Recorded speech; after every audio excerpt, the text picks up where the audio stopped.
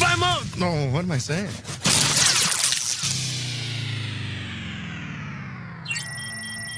What, this? It's nothing. Really, it's nothing, Ed. It's just, it's just Vocal Minority with Nick and Steve. Have a good time. Make sure your seatbelts are fastened. Okay, you little bastard, the time has come. The moment we've all been waiting for. It's the Vocal Minority with Nick and Steve. Let's go. I got the seatbelt strapped on tight today, dude. I mean, this show could go out of control at any moment, so I want to be ready for it. I want to be safe. So buckle up. Welcome to the podcast, The Vocal Minority with Nick and Steve. Yeah, we do just really hit record on this show and kind of let it fly. So you never do know what could possibly happen, how far off the rails we could go. I don't know if we ever stayed on the rails. I think we're always off them to some extent. Yeah, I think we weave back and forth nicely. It's a nice mixture of sanity and insanity at times. But it's all honest and real, and that's what people tune in for. So we appreciate you all. You can find our website, thevocalminority.net. You can find us on every social media that's legitimate. We've been getting a lot of death threats this past week from the conservatives, so I don't know if joining Truth Social right now is a good idea, but we're on the other ones. We're on Facebook, we're on Twitter. By the way, Elon Musk wants us to stop calling it Twitter, so we're on Twitter, and we're on Reddit, we're on Threads.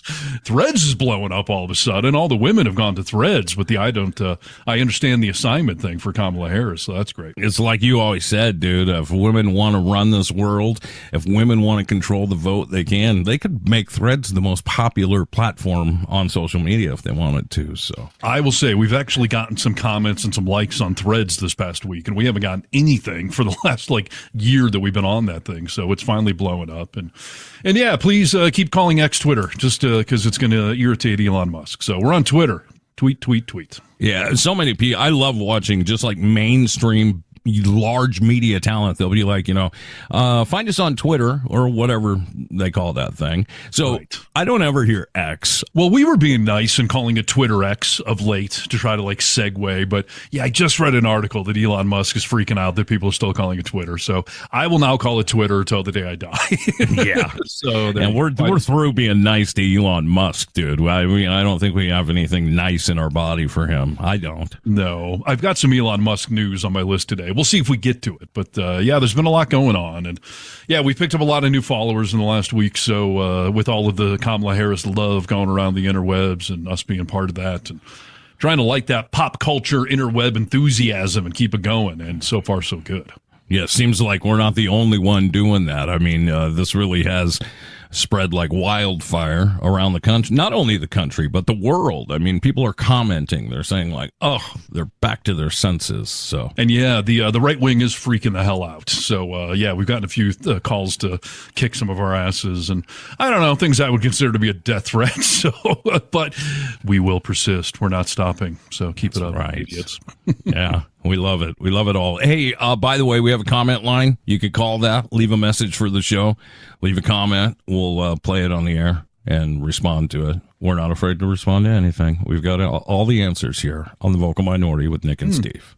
I feel that is correct, actually. We seem to have our thumb on the pulse of the world. Things we've been predicting are coming to fruition. So here we go.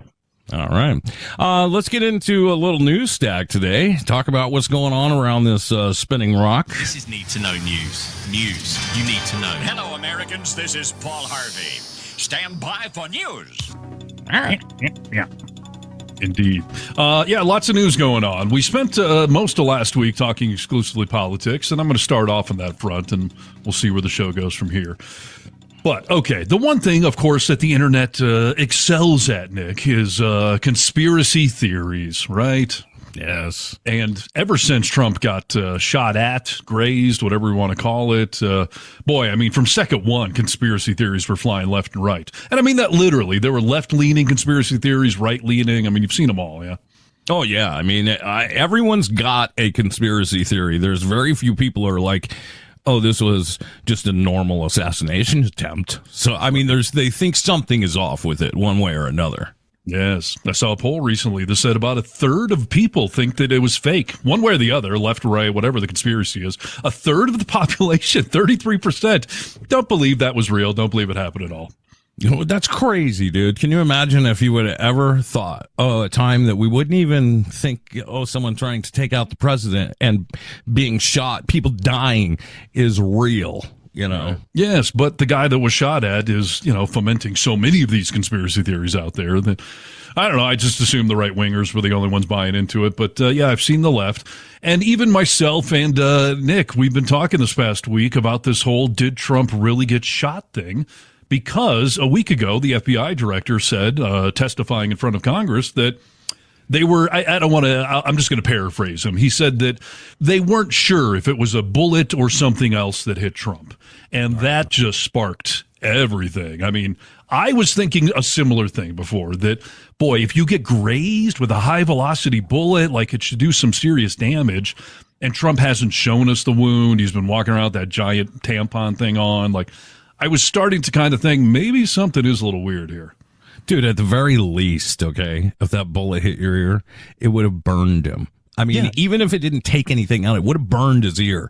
And no scab. I mean, now he's got the bandage off. I think he took the bandage off right after he met with Netanyahu. And I mean, I've seen the ear out of the hair, in the hair. I mean, there's nothing on it, not even a scab, dude.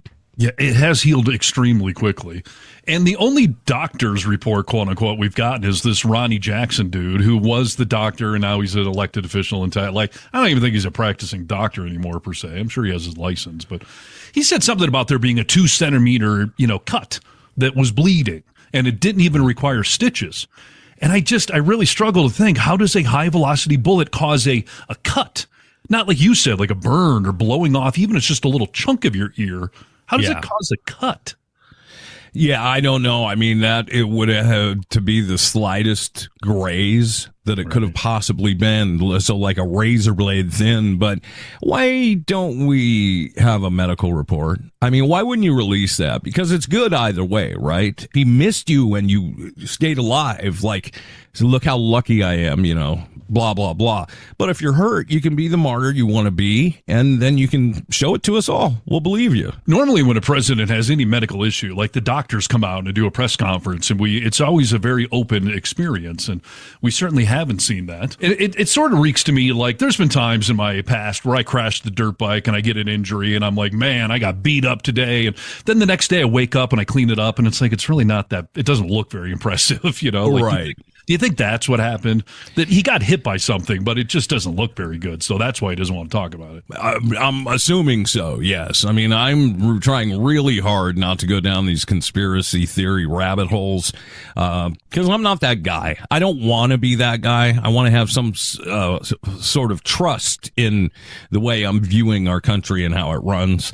Not too much, but some. So I'm trying not to go down those rabbit holes. But yes, I mean, I think what happened is he did exactly what you said, kind of cleaned it up, and they were like, this is nothing, dude. Like, It's not that bad. How many movies have you seen where someone gets shot, right? Like, I've been shot, and the guy runs over, he's like, it's a flesh wound, get up, we got to storm the fort, whatever. Like, right, yeah. So, yeah, I think this is, you're being a pussy, it's a flesh wound sort of thing. So my point is, the director of the FBI kind of opened this up last week with a statement that they weren't 100% sure what it was, which freaked everyone out, especially Republicans were pissed off. How dare you question Trump? So the FBI has put out an official statement, and I'll just tell you what it says, and then I don't think this will stop any conspiracy theories. But according to the FBI, what struck former President Trump in the ear was a bullet. Whether whole or fragmented into smaller pieces, we don't know, but it was fired from the deceased subject's rifle. So they are saying emphatically a bullet from that rifle did hit him. However, maybe it was fragmented. Maybe that's why it only has a little cut or something, which, I mean, that's still, you're being a pussy. It's a flesh wound. Like, stop saying you were shot. I took a bullet for democracy. Like, yes. But either way, the guy got shot at. Like, I don't know if this is a hill we really want to die on, you know? No, I mean, there's really nothing to it other than I think enough people feel like something is in question, and maybe that's just him being overly dramatic about the wound he received. But people, I think, have forgotten about it, really. I mean, for the most part, dude, when Joe Biden stepped down, that story about you being in an attempted assassination situation, it was buried nationally, dude. It's worldwide. And then when Kamala steps up, and I mean, it just keeps happening. Once the Obamas came out and endorsed Kamala, like, it just keeps getting buried. So I don't mean to be just shrugging this off, but I don't really care anymore. You know, right? Isn't it funny how quickly we've moved on for the most part? Yeah.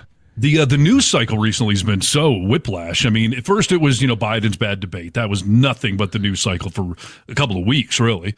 Then Trump got grazed with a bullet. He got shot, whatever. That was the news cycle. Then Biden stepped down, and now you're right. No one is talking about this assassination attempt. No one seems to care anymore, and the momentum is entirely on the liberal side of things. So much so, did you see what Trump is planning on doing in Pennsylvania? No, I haven't seen. He is going back to that site and is going to host another rally, despite the fact, by the way, the Secret Service recently told him to stop doing outdoor events. It's too big of a risk, and he said he was going to do that. But he is seeing what we're talking about. The news cycle has moved on. So he thinks if he goes back to the same spot and he's going to honor the firefighter and the people injured. He wants to relive the moment. He's going to try to do Woodstock 99 or something and bring back the original power. Remember, everyone, I got shot. Can we talk about that again? Dude, do you remember when at the RNC said, I'm going to talk about this once and it's too painful, I'm never going to talk about it again, but I'm going to go live through it for you, ladies and gentlemen. Like, what an idiot. What an idiot. They're so desperate right now. It has been so comical to watch Trump and his cronies this week trying to just throw everything at the wall. What will stick with Kamala? She's lying, Kamala. She's laughing, Kamala. She's so lefty liberal. Like, so funny. I mean, between calling her garbage and then a bum, like, he's trying things out and none of these things are sticking. In fact, people are sort of wincing, like, ugh.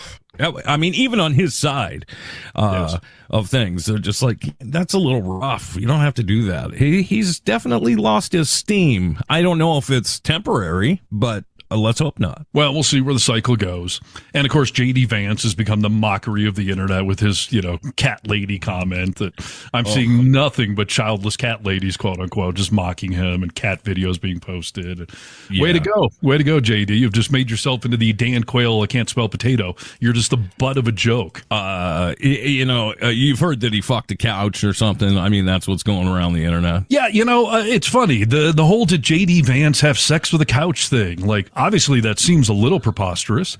The AP came out with a fact check article to say he did not have sex with a couch, and then they took the article down.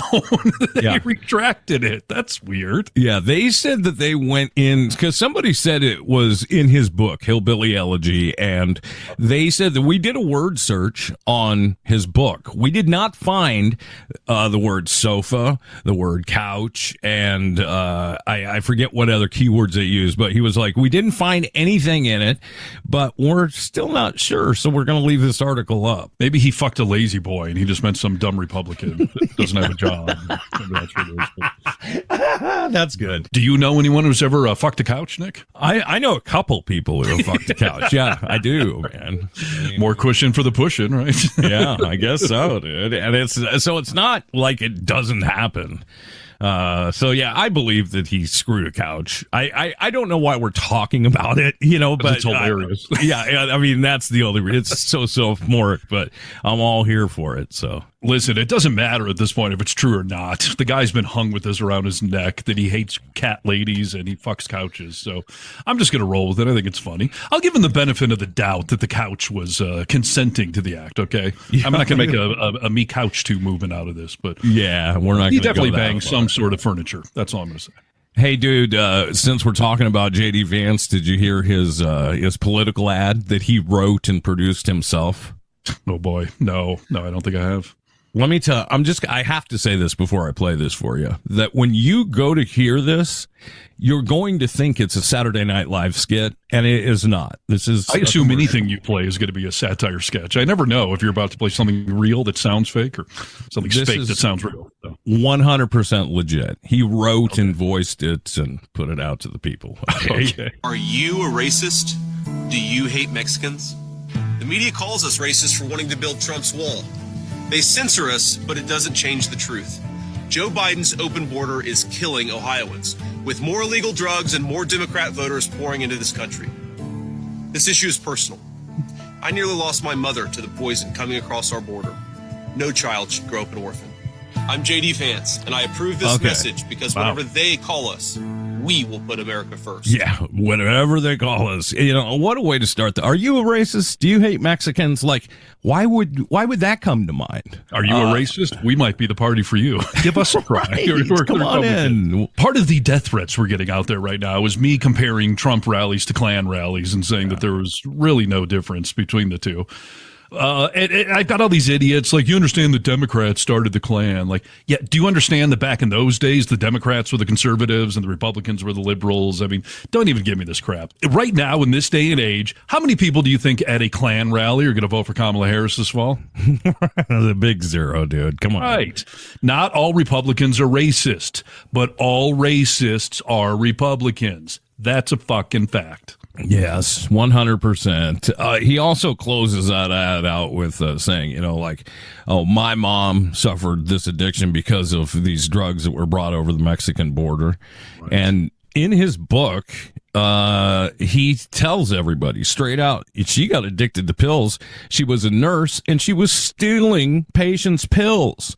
So, like, don't blame that shit on people coming across the border, dude. That's hilarious. It's like saying my car got broken into. I assume it was by Mexicans. I assume that was actually the white kid that lives next door. I know that. But no, it was probably Mexican. Right. I'm just glad that people see that, you know, he's a douchebag. And, you know, it's not out of the realm of possibility that Trump takes him off and asks somebody else. I think he's still got a couple of weeks where technically they haven't printed some ballots that are going to be set in stone. Yeah, so, I mean, I guess he could still do it. Will he? I don't know. And make him look like a total tool. I mean, how many vice presidents you going to go through? I saw somebody point out the very clever observation that did he pick Vance because Pence, it just took only 2 letters to change on all those signs from P-E-N-C-E to V-A-N-C-E, like Trump Vance, Trump Pence. The signs actually look the same. And I think that may be why he picked Vance. Just, you know. Didn't want to pay his graphic artist too much. Like, let's do this right. They already designed the template for the banner, so they just had to do a quick edit. And yeah, I mean, no, he's clearly got buyer's remorse, as he should. When this was announced, even before we knew Kamala was going to be the candidate, we said on this show, like, I'm glad he picked JD Vance because that adds nothing to the ticket. Yeah. He already was going to win Ohio, where Vance is from, and he brings no diversity, no intelligence. He's just Trump Jr. He's mini-me Trump. And so, yeah, I'm glad you got buyer's remorse going, you idiot. Yeah. And, you know what? I can't confirm this, but I'm just going to say that I've seen it a lot around, and then I don't People are saying. People are saying. People are saying that his Donald Jr. and Eric recommended that he take on JD Vance because they were like, he's cool. The younger people are going to get into him. You know, we like him a whole bunch. And that he took that recommendation from them. Brilliant. The Trump family, bunch of geniuses there. Yes.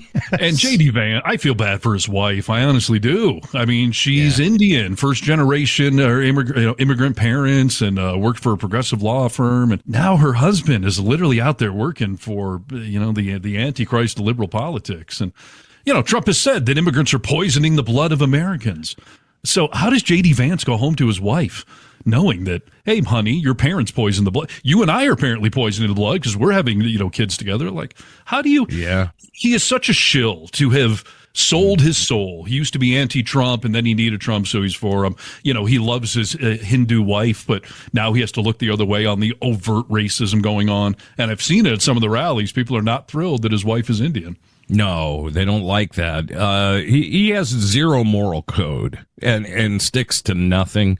I mean, he's the perfect candidate for Trump. You know, you need someone who's going to Yes. do whatever Trump wants. You need, to just roll along with everything. But you have sold your soul, Mr. Vance.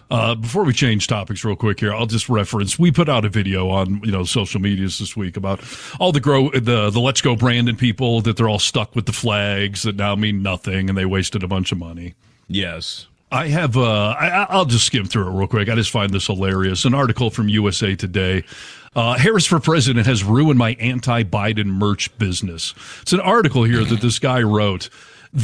He owns one of these businesses that specialized in Let's Go Brandon flags and all that stuff, the F. Joe Biden flags. And this guy is screwed. He is sitting on, he says at some point in this article, like 20,000 units that he just, he just made his biggest order. Yes, exactly. I mean, he, much like Trump, he geared up going into this election, assuming that, I'm going to sell tons of these things here. He's got Hunter Biden laptop plushies. He says are, of course, now worthless. I mean, the whole article, it almost sounds like satire. The guy is just belly aching about, screw you, Joe Biden. I invested all this money into Let's Go Brandon and fuck Joe Biden stuff, and now it's all worthless. Much like Trump, he says, this is, I should be suing you for fraud. I'm talking to my lawyer. Right. Like, yeah. I just, the belly aching, the buyer's remorse going on right now. It's freaking hilarious. It's beautiful and perfect, and I love that it's happening. It's interesting because sometimes you got to look back at what you're doing and be like, oh, have I become who I hate?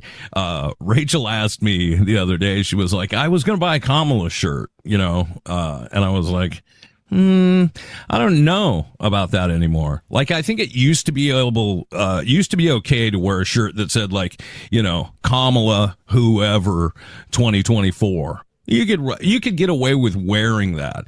But I don't want to start buying shirts and signs and flags for Kamala. It's a fine line. First of all, I want to take the American flag back from the Trump-loving idiots. Like, maybe we can do that in the next 4 years. Here's the deal. If Rachel says she wants to drive around with a Kamala flag on the back of her car, I would tell her that's a little much. But a Kamala T-shirt or a yard sign, like, that used to be traditional politics. So yes, if you want to wear a button, a T-shirt, I would say you're completely fine. I've seen some cool Kamala shirts going around that, whether it's to help support the cause or just, add to the pop culture effect, wearing it around town, posting social media. Like, I think some normal level of support for your candidate is fine. But if you start buying flags and all that stuff, then you've definitely gone too far.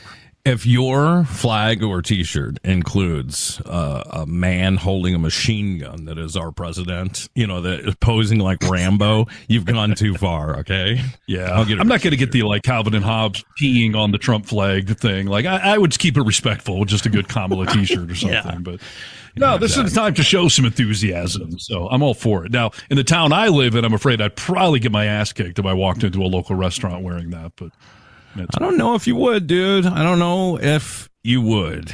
In fact, I'll bring you a news story coming now. This is the only news you need to know. After all, this is Need to Know News. News you need to know. Enough said. Enough said. All right, dude. Have you heard of The Village? Like The Village is M. like Night Shyamalan movie?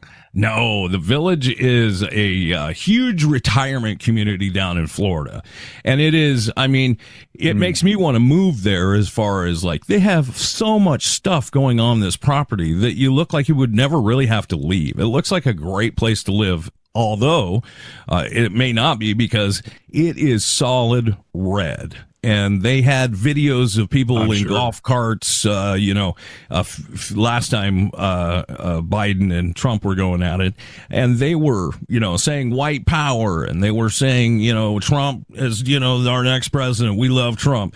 And it made national news several times. Just recently, in fact, this weekend, The Village made news once again because they had a rally for Kamala Harris there. Oh, interesting. Where's the cop or the construction worker or the Native American guy? Were any of those people there? From the Village people? Yeah, I get what you're saying now. No, dude, these are classic. These are classic old people. Like, these are your grandparents, Stephen. I mean, these are the people that you expect to vote red. Walking around, playing inspirational music, Kamala signs on their golf carts, and the energy is roaring around the Village in Florida. Really? It goes blue. It's incredible. Interesting. I'm not going to hold out hope that we could actually win Florida somehow, but maybe it was a swing state for a lot of years. But that's encouraging. I've seen random videos online of Trump supporters saying that they're going to vote for Kamala for a couple of reasons, and I feel like those are just a few, one in a zillion out there. But it's interesting to hear that a retirement home, the older folk in Florida, would be rallying around Kamala. That's encouraging. These are the people I'm telling you about that have been scared with Fox News propaganda for the last 6-7 years, maybe more, who knows. But these are people that are actually scared about what's going on in their community. They're coming out saying, I think maybe she could do better. And that's a huge thing. We're starting to see Republicans fall, but mainly what I love is that these undecideds are not having a problem deciding because this makes sense. It's reasonable. They see the experience of Kamala and they're like, obviously I'll go with that. I was only undecided because I was voting for two buffoons before, Yeah, we predicted this would happen, that the center would be actually excited because you have someone to be excited for in the pop culture movement, and it's happening quickly. I mean, we've seen the polls basically either give her a bounce a couple of points above him in some, or evening up in others where Biden was trailing. So that's very encouraging. And we know the retirement homes nowadays, those guys are banging away. So life is getting pretty good. Maybe some of them could show up to the DNC and spread some STDs. Really spread the love, Spread the love. Let's get it going again. Where's the clap? We haven't seen the clap in a long time. We can bring it back, I assure you, at that retirement home. Did you hear about the this women's call over Zoom that was the largest Zoom phone call to ever take place? A couple 100,000 women got online. First black women for Kamala did a huge Zoom call, and white women said, we're going to jump on board with you. They got 200,000. Largest ended up crashing the call, but they reconnected and got it on. They raised, between the two groups of women, $8 million with this phone call. Women for Kamala. So men are now doing it tonight. So tonight is supposed to be like, and this is, I think, I don't know why, but white men are doing this tonight, then black men. I don't know why we're separating the groups other than because that's how it was done first, Or to not crash Zoom. We got to break it down into smaller groups. Right, yeah. These men will all get on a phone call, and we'll see if we can raise more money. And if not, just more excitement for Kamala to show that, like, all colors of the rainbow, all sexes, all sexual persuasions, we're voting for Kamala. So come and join us. It's phenomenal. There's this whole thing going on online right now. I understand the assignment. That's the hashtag. It's really blown up on Threads, but it's bleeding over into all the others now. And you're basically supposed to start it off saying, like, I'm a 24-year-old, a black woman from Kansas, and I understand the assignment. Everyone's kind of stating who they are. So I posted one for us, and I said, we're a couple of middle-aged white dudes. Steve's a husband, Steve's a father and a brother and an uncle, and Nick's a husband and a brother and an uncle, and we understand the assignment. Yeah. And I've now seen, I'm not saying we started it, but I've seen this trend out there of basically white dudes for Kamala Harris. And I'm sorry that has to be some fragmented group. I'm sorry that are there not enough of us, but we're proud representatives of the white dudes for Kamala Harris, for sure. Yeah, 100%, dude. That's what I love, is because I wondered, like, how much will this spread throughout our fabric? And it's exceeding my expectations at the moment, which is, exciting to see. So it feels Obama-ish, that excitement of a black president. Yes. So, yeah. I'm seeing a lot of people say something similar to that we had said, like, haven't felt this way since Obama in 2008. And it's, 180,000, I think, was the number of new volunteers, maybe 160,000. I mean, north of 150,000 people have in 1 week. This has only been 1 week we're really talking about. Signed up to volunteer, over $200 million raised. I mean, it's real, people. You can feel it in the ether, but it is tangible with numbers like that. I mean, we really could do this thing. Did you see it all, the numbers that Fox News, the poll that they put on their screen, I think on Sunday? Yes, yeah. These were all the swing states, all right? And these are polls, dude, so do with them what you will. But it's kind of exciting just to see Fox News plastering up a grouping of polls that is all in favor of Kamala. And they weren't even ragging on it. I mean, some of the statistics that they were showing was like Michigan, 47 to 57. That's a 10-point lead in a poll. That is huge. I saw articles talking about there is 0%, and I don't know how this can be possible, but I saw it on a lot of reputable pages, 0% of the black vote going to Trump. Right. Is that Which true? may be a slight polling anomaly to have 0% of anything, but it wouldn't shock me. I don't understand why any black person would vote for Trump, period. I know there are some, so apparently they didn't show up in this poll, but the fact that it's 0%, so you go with the margin of error, which is probably 3%. So even give it the full end, only 3% are voting for him. I mean, that's what we need.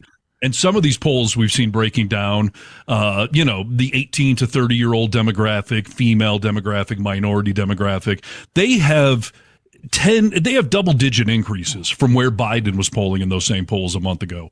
So that is huge, because if we see a spike in any of those demographics, the youth, the minority, the female vote, that alone could tip this election the way we need it to go. So keep it up, people. This is Need to Know News. News you need to know. Start the news chant, please. Come on. News, news, news, news, news, news, news, news, news. Come on. News, everybody. All right, I'm going to switch topics slightly and talk about the Olympics, which I wish could just be a talk about the Olympics. But of course, politics has to bleed into everything in our culture nowadays. And I think a part of this might be because the right is so butthurt right now. They're looking for anything to latch on to be pissed off about. So Nick and I are both big fans of the Olympics. I've been watching a lot, and we both watched opening ceremonies the other night. You and Rachel were watching it, right? Yeah, I mean, as you know, my wife this is her Super Bowl. She's a huge Summer Olympics fan, and it's the only thing that's on my TV for the next 2 weeks. I mean, she's just all into it. So yeah, we were watching, and I mean, it was popcorn. Like we were really getting down. Okay. Opening ceremonies, a lot of the recent ones have been a little boring. And I actually thought that they did some really cool stuff with this one. I mean, having everyone float down the Seine, am I saying it right? Yeah. So floating down the Seine River there, that was really cool. Lady Gaga's performance, that was cool. It was that French, Broadway kitschy kind of thing. That was cool. One of the highlights for me, being a big, heavy metal rock and roll guitar player, dude, that metal band that came out of nowhere during the whole Marie Antoinette thing. Yeah, that was my favorite part of the show, dude. I mean, up until that point, I was like, oh, this is cool or whatever. This happens, and I am literally sitting on the couch with my mouth dropped open. First, because I'm like, we're in Paris, dude. And they were rocking out. It was Pantera-esque, rock. And I guess they're a huge band in France. So it was so cool to see, like, Marie Antoinette's head being chopped off. And, I mean, there was blood coming out the windows and rock playing. I thought it was a great show, dude. It was super cool. And the way they were standing on those little piers outside what looks like a castle or whatever, I mean, it was a really cool visual. There's a lot of cool things going on with the opening ceremony. The light display on the Eiffel Tower. I mean, I don't know what kind of LED fancy things they got going there, but that was, super cool as well. But the conservatives, they managed to find themselves outraged. That I got to tell you, when this happened in the opening ceremony, it didn't even blip in my brain as standing out for the night. But yes, conservatives are angered by the Paris Olympics and are calling for a boycott over this whole Last Supper parody thing that isn't even a Last Supper parody thing. Yeah, let me tell you, as a Catholic, it wasn't even a blip on my radar, dude. When I knew nothing. The next morning I get up and I see one of my douchebag high school friends on Facebook posting the Olympic rings, but turned into 666 and saying like, I'm done with the Olympics. I was like, what happened, dude? I missed it. I was more concerned for the Smurf fans out there. I thought they were making fun of Papa Smurf with that blue guy with the beard floating around, but I didn't take that as a Last Supper thing at all, and it wasn't. It's some Greek god thing, the tribute to Dionysus or Dionysus. I don't know. It's a painting, dude. I mean, it's a famous painting, and the guy, the creator of this, said that this is what it was about, based on. But they showed drag queens mixed in to that Last Supper, and people are saying like, oh my, these groomers, dude, if you like this, you're a pedophile. And I was like, what is happening to us, dude? So it was not a Last Supper thing. It was not meant to be a commentary on religion or anything, but like I said, the right is just looking for things to be indignant about. And boy, did they take the bait. I mean, politicians, right-wingers, everyone is just screaming on social media about this. And two things. One, do they not understand that America is not hosting this Olympics? Like, this is, if anything, it's a commentary that this sort of wokeness is worldwide, if that's even what you want to call it, but it's really not. But moreover, they're calling to boycott the Olympics. That's what they want to do with this.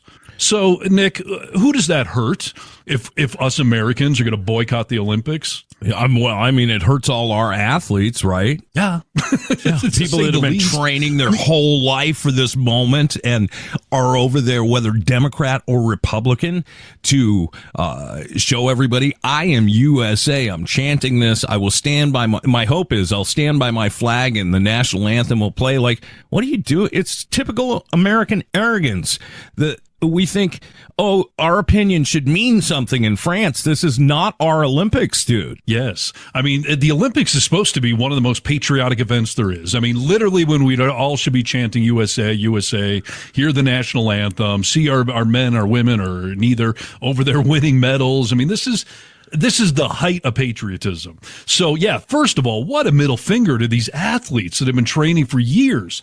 This is the Super Bowl for them. I mean, this is the highlight of their lives.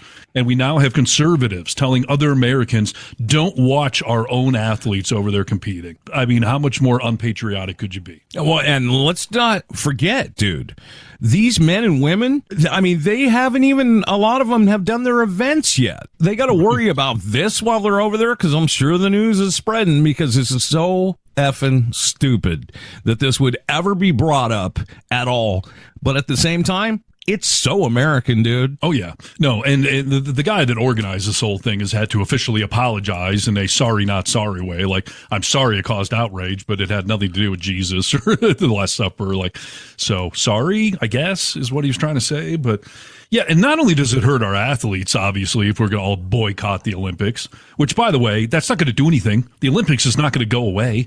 You're just shooting yourselves in the foot. But also, I will just say, I'll speak up for our broadcasting brethren. NBC, they're the ones putting this thing on in America, the coverage of it. They're not putting on the event. So if you're going to boycott NBC, all you're doing is hurting NBC, the people that work there, the investors there. It's like when you boycotted Budweiser, like you're hurting real Americans that work for that company. NBC had nothing to do with putting on any part of the event. They're just providing coverage of it. They should have cut away, Steve. They should have cut away, damn it. Oh, yes. Let's think on a larger scale. Not only are you just messing with NBC, but all these advertisers who have paid heavy dollars for the commercials during the Olympics. I mean, at the base of it all, you're hurting the economy, something you've been bitching about for, 3 years or more. No, it's ridiculous. Speaking of the Olympics, though, who should be boycotted, who should have the microphone removed from her singing voice or talk show voice? Boycott Kelly Clarkson, everybody. Thank you for wrecking the opening ceremonies beyond the Papa Smurf blasphemous tragedy we saw. It's so funny, dude, because we could not disagree more on this topic. Like, I'm telling you that when I was watching that, as soon as I saw her, I was like, what is Kelly Clarkson doing there? Like, why is she sitting in that seat for the Olympics? I don't get it. As soon as she started commentating, I was like, she's actually pretty good at this. I see why she's sitting there. And you hated her. My theory being, you hate women singers, power singers. You hate Celine Dion. You hate Kelly Clarkson. First of all, hold on. I do not hate Celine Dion. I think she has an affliction that her husband, boyfriend, or someone else may be able to take advantage of. That's all I'm saying. I don't hate Celine Dion. I'm just saying, maybe look at the glass half full with this your muscles tighten up thing. Like, I'm just saying some guys might really enjoy that from you. That's actually singing her praises. No pun intended, Nick. No, dude. I mean, come on, listen. The fact that you could talk about somebody, have you ever talked about anyone that I love and care about? I'd be like, you don't love them. What a jerk. What a jerk. I didn't say I love Celine Dion. I just said I don't hate her. There's a big difference between poking fun and actually hating someone.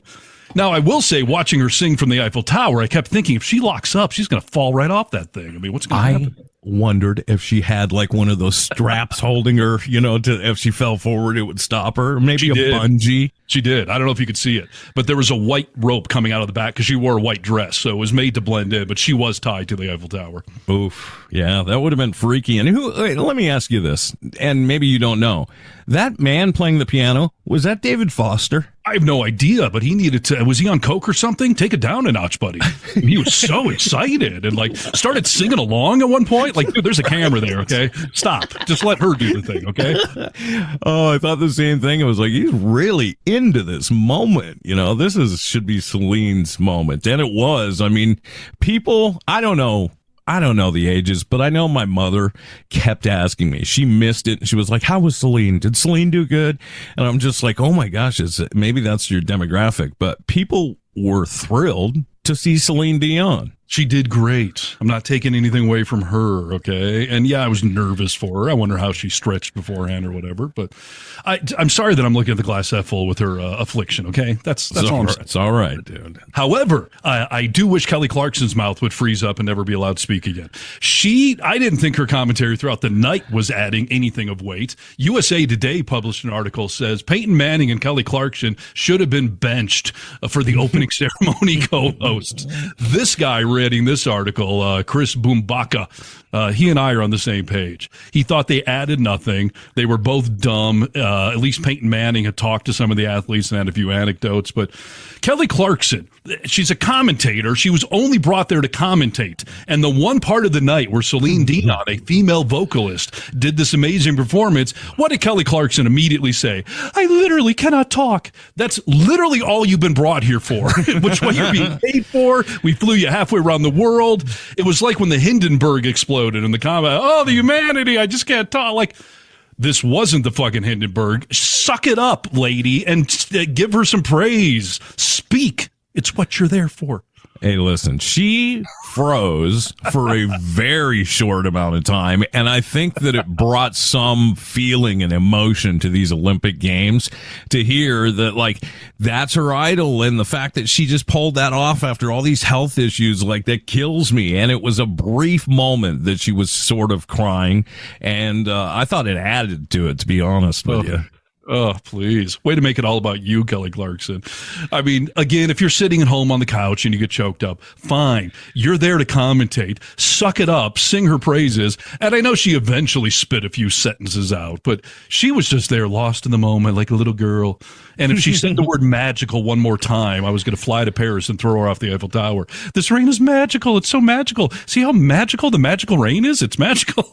She did keep talking about the rain and how, like, romantic and energizing it is. And I was like, okay, enough of the rain. God. But they picked some interesting people all over for the Olympics. Have you seen Colin Jost at all? I have not. No, I didn't even know he was over there. I was going to say, I would have rather had Snoop Dogg, commentating on the opening ceremony. That would have been entertaining. Snoop Dogg also, let me just add, he knows, he's a fan, dude, a true fan that knows what's happening and who is playing in these Olympics. So it would have been more interesting. I do agree. Colin Jost, I guess you pick where you're going to go. He pulled the card that said, oh, I'm going to be with the surfers, which makes sense, I guess, right? All the stoners hanging out together, sure. His little things have been so unfunny and so unnecessary that I'm embarrassed for him. Because I really like him, you know. I've been seeing him get a lot of praise on the interwebs and not seeing a lot of Clarkson or Manning praise. I hope they're done. Was that all they were hired for, please? Yeah, I'm sure. I don't know why we have to have Manning in our life so much. He's hosting game shows and commentating on stuff that doesn't concern him. I know you're an athlete. I get it. But, yeah, I talked to some of the athletes, and they said they're real excited about today. Like, wow, newsflash, dummy. I was going to say, I mean, I know sports commentators are good when they're commentating on their sport, but athletes are so notoriously bad at just speaking extemporaneously. You know, we showed up today, we got it done on defense, we scored more points on offense. Like, they have nothing intelligent to add, even on their own game. So, yeah, I mean, I guess I get on paper the concept. Let's get a pop culture singer. We'll get a male athlete guy. This will be fun dynamics. But as we know, Nick, not only from this show, but just working in broadcasting, just sticking people together does not equate into good chemistry and banter. No. In fact, sometimes it can be so contrived that it's just skin crawling uncomfortable, dude. And I feel for a broadcaster put in that situation, right? I mean, I've been there before. It's no fun to have to like pretend you're gelling well with someone on the air. No, for sure. They had a bunch of pregnant pauses that I thought were better, where they were just letting the visual happen. I almost forgot they were there. Then they'd find some dumb reason to chime in because they have to justify the paycheck. But the main host, he's great, and I'm an asshole because I can't think of his name right now. Mike Tirico, I think is his name. Mike Tirico is fantastic. I mean, he's a great broadcaster, dude. So I mean, I was always a fan of Bob Costas doing the Olympics, but Mike Tirico, I like what you're doing, dude. Right. But you just said the key word there, broadcaster. Someone who has broadcasting skills, who knows how to shape a discussion and keep things moving.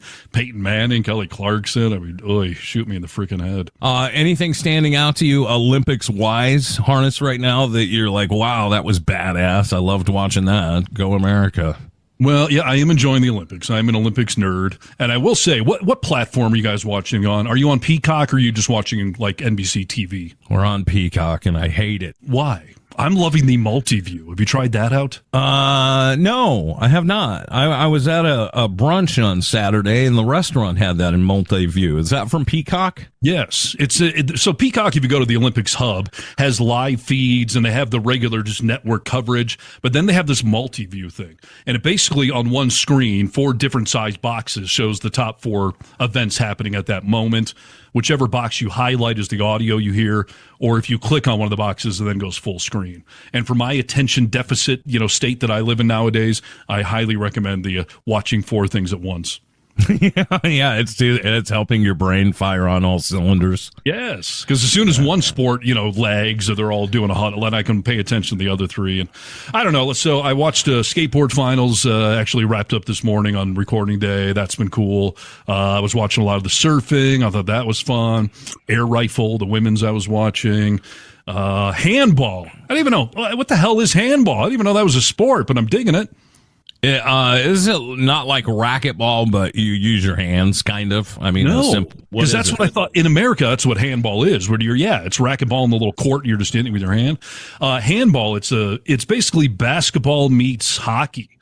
Like it's a basketball court, but they have hockey-sized nets, a little bit bigger than hockey, smaller than soccer at each end. And there's a goalie. And they're basically just passing the ball down the court, and it's high scoring because they're chucking the ball so fast. Goalies can't stop all of it. But I don't even know it's sport, but I've been digging that. And of course the big ones. I mean, gymnastics have been fun. Some of the swimming, and I watched the men's dream team beat the crap out of Serbia or something yesterday.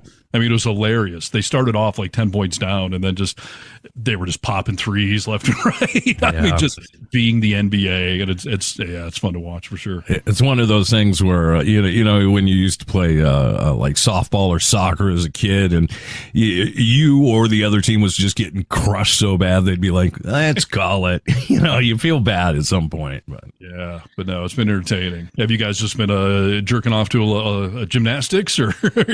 being more diverse? We're always, I mean, we watch everything, but I mean, the big ones for us, in this house, and were decided by my wife, but I get off on them now.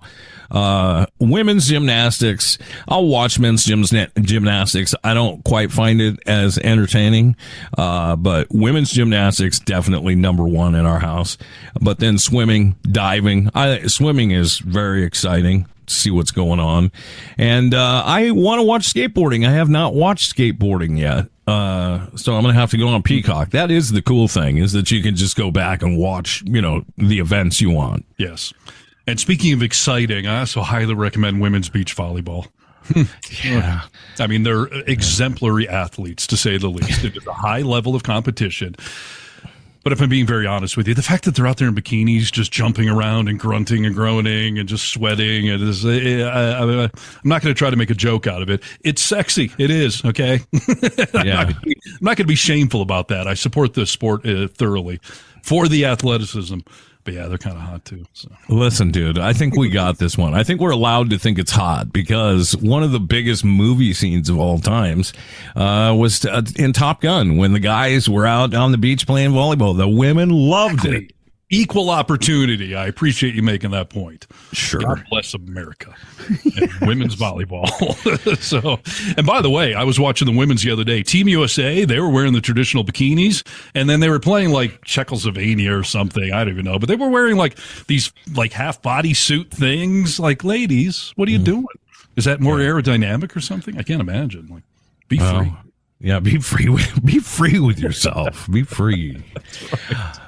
How much time we got? We're almost done. We got about 6 minutes, and that'll wrap up my Olympic commentary, I believe. Okay, I'm just going to go into this story then because it sort of piggybacks off part of that, and I want your opinion because, if I worked for the biggest news network, I think you would be the person I would call to talk about this, okay? Okay. What about this whole conservative Christians now protesting the blasphemous Deadpool and Wolverine movie? Okay. I'll just give you the real short of this, and maybe you can add to it because you've seen this movie and you probably get the reference. I don't, but it still doesn't offend me. Jesus? Yeah, at some point where, Ryan Reynolds says, like, I'm like the Marvel genius, Jesus, or something like that. Is that all? Well, yeah. I mean, he calls himself Marvel Jesus repeatedly because he is framed as the savior of the Marvel universe, the chosen one, brought to bring it back to glory or greatness or whatever. But, this movie has set records for the most amount of swearing in any Marvel movie, to say the least. But it's an R-rated movie. And if you've never seen Deadpool, I mean, Ryan Reynolds, this will be what he will be remembered in all, cinematic history for. He is fucking hilarious, and the jokes are intentionally over the frickin' top, making fun of anything and everything, including woke people, by the way. There's a lot of woke jokes in this movie, but yeah, it is rated R for a good frickin' reason, people. Yes, dude. That's exactly what I thought when I'm reading this. I'm like, what's the big deal here?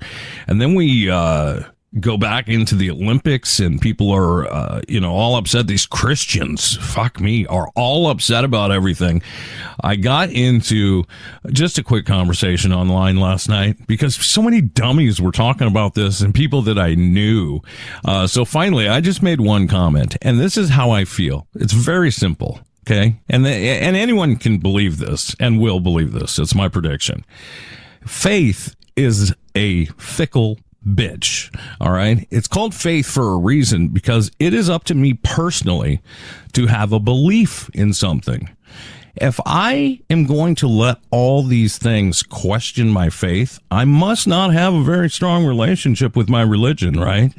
I am supposed to look the other way, roll the other cheek, and say, I'm strong in my faith. I don't know what you guys are doing over there.